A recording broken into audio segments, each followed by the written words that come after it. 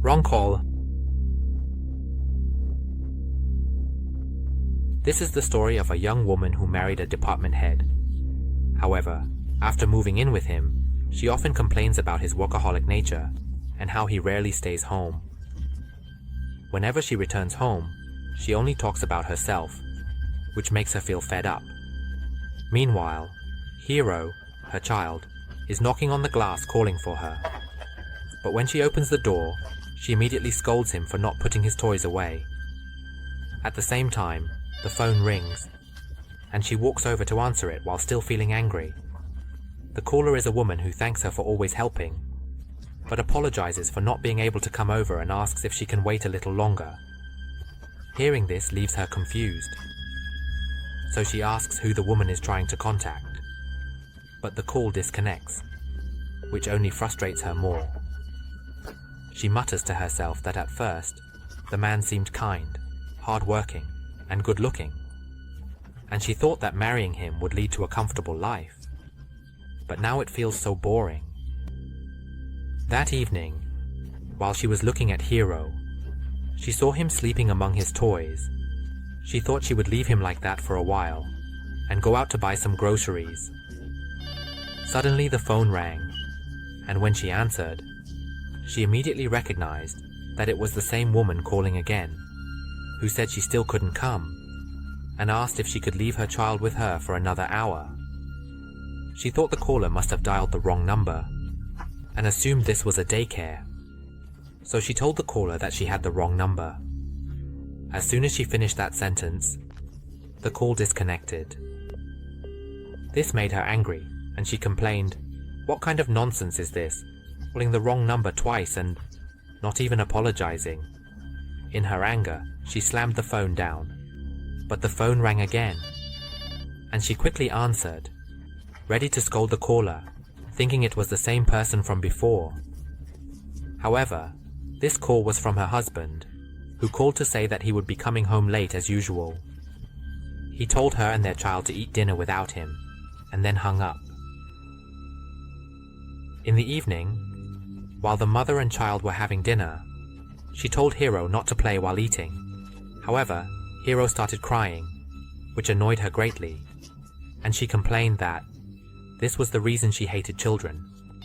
After a while, the phone rang, and she told Hiro, Look, Dad is calling," before getting up to answer, while Hiro continued to cry. When she answered, it was the same woman again on the line, who said she was on her way. Upon hearing this, she told the caller, "You have the wrong number. This is not a daycare. Please check the phone number before calling." The caller then said, "But that's Hiro's voice. He's crying, right?" and added, "It's okay, I'm on my way," before the call ended. She felt very annoyed and angry about this call, because it had been wrong several times.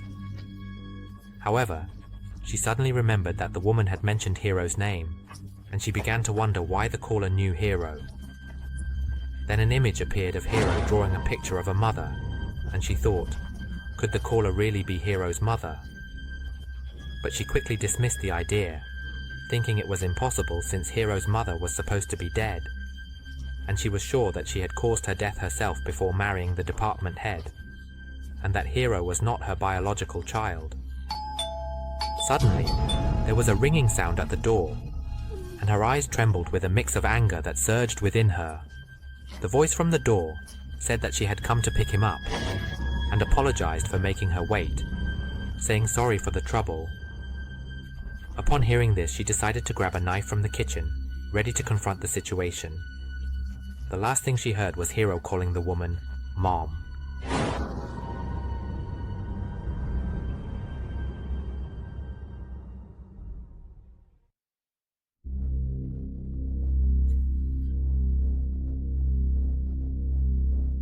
This is the story of a young woman who is walking home from work. As she passes the playground, she hears a child calling her. When she turns to look, she sees a girl playing on the swing. She asks the girl what's wrong, and if she is alone, the girl replies, and says she is waiting for her mother. The young woman then tells her that she is very brave, to be waiting for her mother all by herself. Suddenly, the girl pointed at the butterfly brooch pinned to the young woman's shirt and said it was beautiful. She expressed her desire to have it, pleading, "Please, can I have it?" while extending her palm in a begging gesture. The young woman softened and decided to give the butterfly brooch to the girl, saying, "Just this once, okay? Consider it a reward for waiting so patiently for your mother." As she walked away, she thought to herself how hard it was to refuse something when a cute child asks for it. It reminded her of her own childhood when she wanted things that older girls had. It seems like a childhood desire to grow up. The next evening, she encountered the same girl who called her again. She walked over and asked, "What's wrong?" while reminding her that as a little child, she shouldn't be out alone at night. "Where is your mother?" But the girl focused on the color of the lipstick the young woman was wearing and said, "Your lipstick is so pretty." She extended her hand again, pleading just like the day before. Finally, the young woman applied lipstick on the little girl, before warning her to be careful, and then walked away. The next night, while she was walking home with her boyfriend, the same girl appeared again, pointing at her boyfriend and saying she wanted a boyfriend like him. She asked, "Please, can I have your boyfriend?" with the same pleading demeanor as before. This time it made the young woman feel that something was off about the girl. She and her boyfriend quickly drove away, leaving the little girl calling for her boyfriend behind. As they drove home, questions filled her mind about what the girl was doing there and why she was always alone, still wearing the same clothes and with yesterday's lipstick mark still on her. When she turned to ask her boyfriend for his opinion, she noticed the girl sitting in the back seat. Her boyfriend's demeanor had changed, and soon the little girl wrapped her arms around him, leaning in to say, "Please, can you give me this?" The young woman realized that this child might be a wandering spirit, who possibly died while waiting for her mother, leading her to ask for everything from everyone who passed by.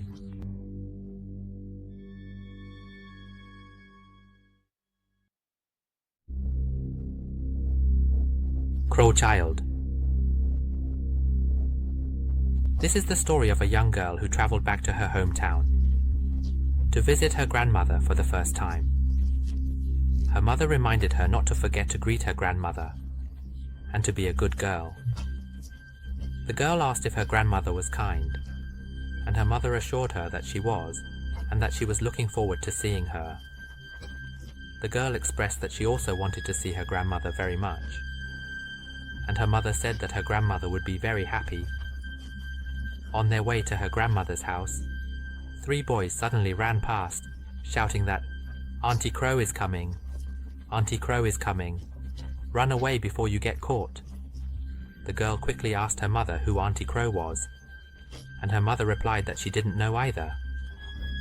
She then noticed someone ahead, and suggested that maybe they meant that person. The girl asked why the boys were running away, but her mother didn't know either. However, the person in front did look scary for a child. They both walked past and greeted the woman, and the girl noticed that the woman in black had a sad and gloomy expression.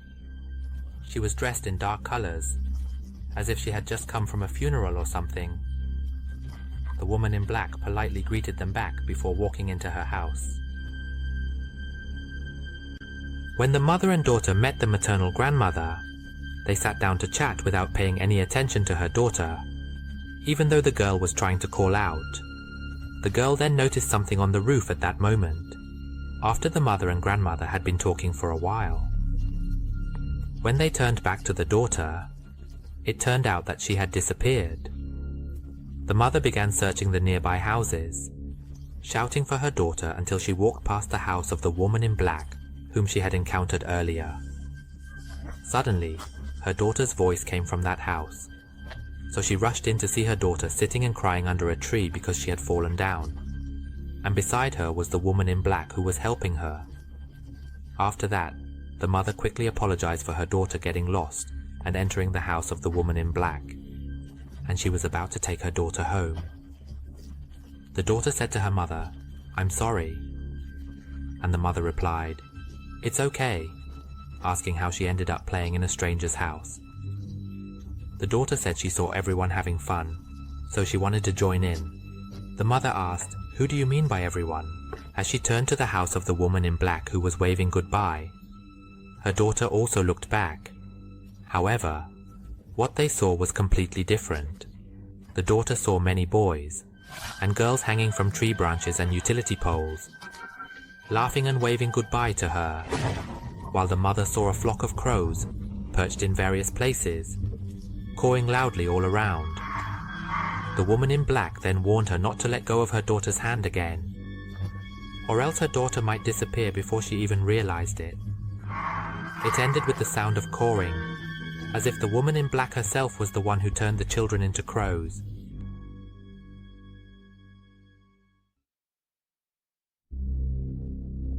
The Imitator. This is the story of a university girl named Haru, who has just finished the orientation ceremony. Haru has just realized that her childhood best friend, Yukari, is also attending the same university as her. Yukari approached her and said that at first she wasn't supposed to study here because she was just a backup. But suddenly, it seemed like the main candidate was cancelled, so she got to enroll here. Haru said she should have told her earlier, to which Yukari replied that she never thought she would suddenly become the main candidate, and also wanted to surprise Haru. She was very happy that they could be like before, and memories of the past between Haru and Yukari came flooding back. Haru remembered that Yukari had always liked to imitate her since they were kids. No matter what Haru did or had, Yukari always had to have the same thing. In elementary school, when Haru got a new skirt, Yukari would ask her mother to buy the same one for her. In high school, whether it was bows, bags, or any activities, they always did them together. Even Haru's boyfriend was someone Yukari secretly liked as well. Haru felt that no matter what she did, Yukari would always imitate her. One day, the two of them went to sit and eat at a coffee shop.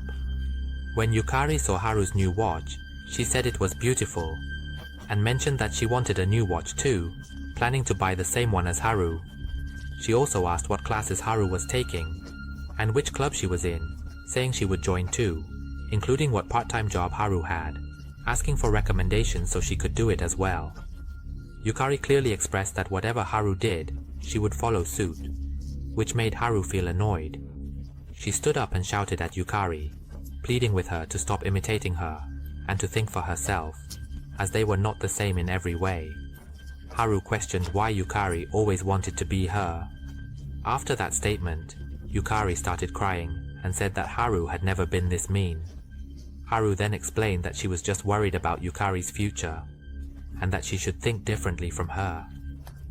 She asked what was so good about attending the same university and taking the same classes. Didn't Yukari have any dreams about her own future? Yukari replied that Haru was talking about what? Because her dream for the future was to become a teacher. Yukari's dream of becoming a teacher was also an imitation of Haru's dream, as usual. Suddenly, Yukari began to show strange and frightening behavior, saying that all her dreams were just like Haru's. Haru had to concede and said, "All right, we will go back to doing everything together like before, and we will always be the same." Yukari was very happy to hear Haru say that, and said, "Then I'll take my leave now." And while Ukraine was about to cross the crosswalk to walk home, she suddenly chose to walk in the middle of the road while the traffic light had turned red. At that moment, a speeding car came and crashed into her, killing her instantly. Everything was revealed by Haru's voice, stating that the reason Yukalip was promoted from a backup to a main role was because the original was Haru, who is no longer in this world due to a car accident. Today, Yukarin had imitated her as usual.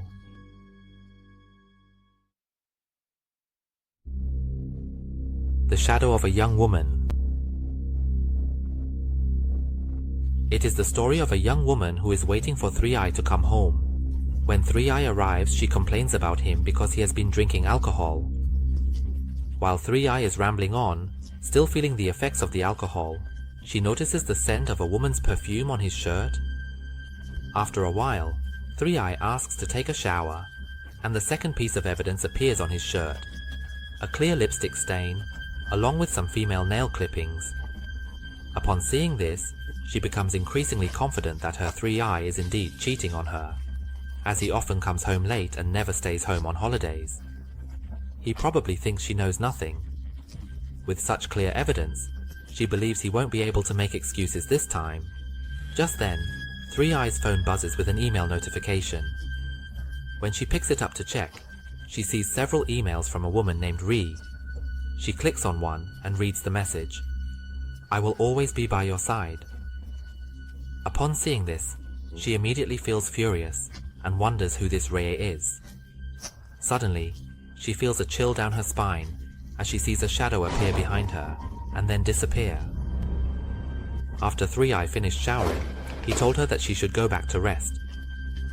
She immediately asked him who Ree was. 3i looked confused, trying to think of who Ree could be, until his wife told him that she had seen all the messages sent to his email. 3i then realized and told her that those were just some girls who regularly messaged him. However, his wife did not believe him and pressed him to admit it. Suddenly, she heard the whispering voice of a ghost saying it loved 3i, claiming, "I will be with you, only you," while 3i was insisting that he would never cheat on her and that he didn't know that woman at all. Meanwhile, the wife was in shock as she saw several ghostly shadows surrounding 3i. When she glanced at the mirror beside her, it seemed that her 3i was paying attention to the ghostly women, even while talking to her. Then she saw all the ghostly shadows surrounding her 3i. Suddenly, 3i spoke up, saying, "If you are so worried, why not come stay by my side?" It seemed as if he was implying that he wanted them to follow him forever, like those ghostly shadows. It was as if he had killed someone he loved, and bound their spirits to serve him, or to follow him always.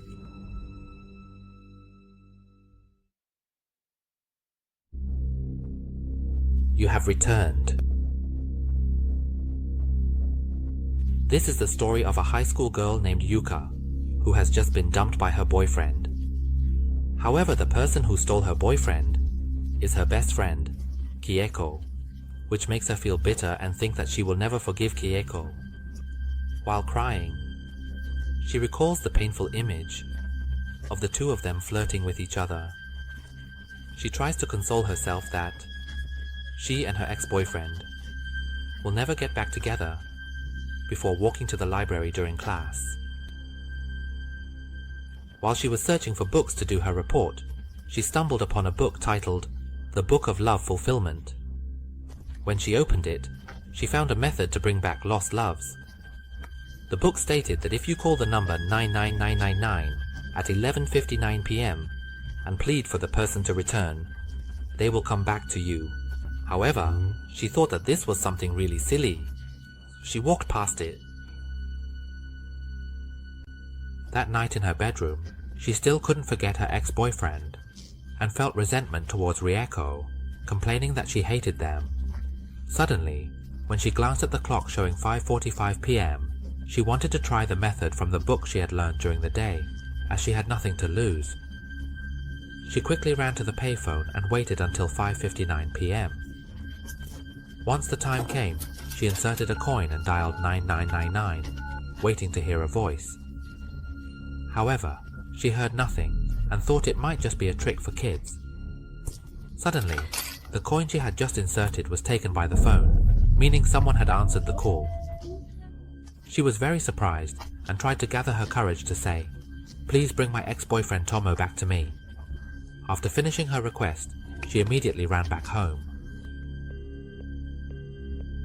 The next morning in class, Yuka saw a white flower placed on Rieko's desk. After a while, a friend walked in and asked Yuka if she knew that Rieko had died in a car accident the night before.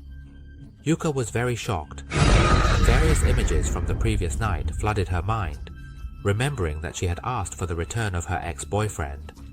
She tried to think it was just a coincidence, but it wasn't her fault.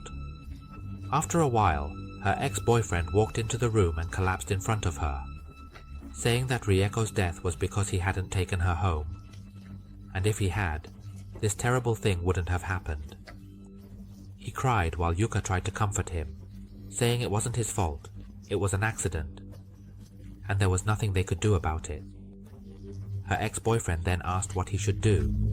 The stage, because besides Rio, was only her. That night, while Yuka was trying to sleep, she couldn't because she kept thinking about Riko's death. She realized that getting her ex-boyfriend back meant that the love spell actually worked. She suddenly remembered that there was one more step to take after getting her loved one back, which was to express gratitude by calling the one who returned at the same time the next day. Otherwise, something bad might happen. Once she thought of this, she got up and glanced at the clock, noticing there was only a little time left before 5:59 p.m. Part of her thought it might not be real, but she also thought that if something bad happened to her, it wouldn't be worth it. So, she hurried to the payphone, but at that moment, someone was using it. She felt very anxious while looking at the clock, realizing that only a few seconds were left. She tried to knock on the payphone, to ask the person inside to let her call for just a moment because she was in a hurry. As she finished her sentence, the person using the payphone turned to look at her. When she finally got a chance to see, she was almost shocked to find that the person using the phone was Rieko. She gasped and tried to stammer out that she didn't cause Rieko's death, that it wasn't like that. But as she took a few steps back, Rieko's spirit dissolved and disappeared immediately. At the same time, Yuka looked at the clock and saw that it was 0:00, meaning she had missed the time to thank the one who returned. Yuka felt lost and scared about the bad things that were about to happen. It ended with the sound of breaking bones, and blood splattered all over the inside of the payphone. Every step taken must face obstacles, and everything obtained must be pursued by oneself.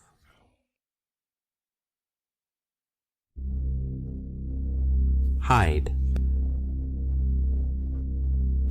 It is the story of a boy named Takeshi who is going to visit his grandmother's house during summer vacation. While they were driving and enjoying the scenery along the way, Takeshi noticed an abandoned house with a boy standing inside. He was very surprised about what the boy was doing in that abandoned house. After a short while, they arrived at the grandmother's house. When Takeshi met his grandmother, he asked about the abandoned house they had just passed, wondering if anyone still lived there. He mentioned that the house looked quite abandoned, yet he had just seen a man looking out from the window. Suddenly, the grandmother's expression turned serious, and she said, "That house has a witch living in it, so you must never go near it, my dear." She said what he saw was just a scarecrow before walking into the house, leaving Takeshi wondering what kind of witch it could be. After a while, two girls, Miho and Yukari, who were old friends, came to visit Takeshi. When Takeshi saw them, he quickly asked about the abandoned house, still curious about it. He asked if they had seen the abandoned house in front of the mountain. The two girls said they had just passed by it. Takeshi then expressed his desire to check it out and invited both of them to explore it, which they agreed to. Upon arriving, they all felt the fear and eeriness emanating from that abandoned house. Takeshi also asked them if anyone could still be living in such an abandoned place, to which they replied that no one had lived there for a long time. Takeshi then suggested playing hide and seek, with one of them hiding while Takeshi and Yukari quickly ran to find a hiding spot. Takeshi walked up the stairs to the second floor of the house, saying it was really scary, like a haunted house, and he tried to look for a hiding spot. He remembered that when they drove by, he had seen a boy standing at the window of this room, but now he couldn't see anyone. As he slid open an old door, he encountered a scarecrow inside, which made him realize that this was the boy he had seen while driving by. Suddenly, the atmosphere changed, and a creepy voice asked, "Are you ready?" It was definitely not Miho's voice. Takeshi was very startled, wondering what was happening and where his friends had gone.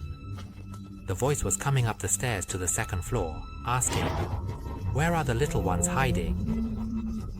Seeing that things were not looking good, Takeshi quickly opened another door and hid inside, trying to be as quiet as possible. At the same time, he caught a glimpse of a scarecrow lying beside him, just before the voice reached the front of the door. Suddenly, the door where the scarecrow was opened, and Takeshi was so scared that he trembled, trying to cover his mouth and hold his breath. The creature saw the scarecrow and laughed, saying, "Found you," before slowly reaching in with a massive hand, like that of a giant, and forcefully grabbing the scarecrow until it was completely destroyed, right in front of Takeshi's eyes. The creature then gradually pulled the scarecrow away and closed the door, which made Takeshi feel a bit relieved. But then, the giant hand then opened the door where Takeshi was hiding, revealing him, and it said, "Found you." Then the scene cuts to when everyone is scolding Takeshi's family as they are about to drive away. While Takeshi's parents are driving back, his mother says she feels like she has forgotten something important and wonders if it's because she is getting old. In reality, only the grandmother knows everything, that both of them, including the two girls, had their memories erased. Meanwhile, Takeshi has now become a scarecrow to lure the next child.